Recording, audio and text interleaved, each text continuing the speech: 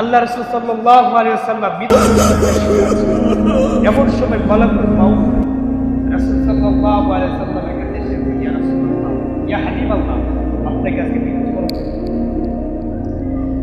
রাসূল সাল্লাল্লাহু আলাইহি ওয়াসাল্লাম বলছেন, আমি তো জীব, আমি তো আমার প্রাণ আছে, মানুষ, আমাকে মৃত্যুবরণ করতে হবে, এই অস্বাভাবিক কিছু এটা স্বাভাবিক, অতএব তুমি আমার রূহটা বের করে দাও। এমন সময় মালাকুল মাউত রাসূল সাল্লাল্লাহু আলাইহি ওয়াসাল্লামের বুকের উপর হাত দিয়েছিলেন। রাসূল সাল্লাল্লাহু আলাইহি ওয়াসাল্লাম বললেন, ভাই আজরাইল, তুমি আমার বুকের ভিতর কি দিয়েছো? আজরাইল মালাকুল মাউত সেদিন বলেছিল, আপনার বুকের উপর শুধু আমার হাতটা দিয়েছি। রাসূল সাল্লাল্লাহু আলাইহি ওয়াসাল্লাম বলেছিলেন, আমার কাছে মনে হচ্ছিল কিন্তু পাহাড়টা আমার মুসলমান। বলো তো দেখি, রাসূল সাল্লাল্লাহু আলাইহি ওয়াসাল্লামের মৃত্যুর শয্যায় মৃত্যুর যন্ত্রণার দিতে মুখোমুখি হয়, আপনার আমার মৃত্যু এর চাইতেও বেশি ভয়ানক।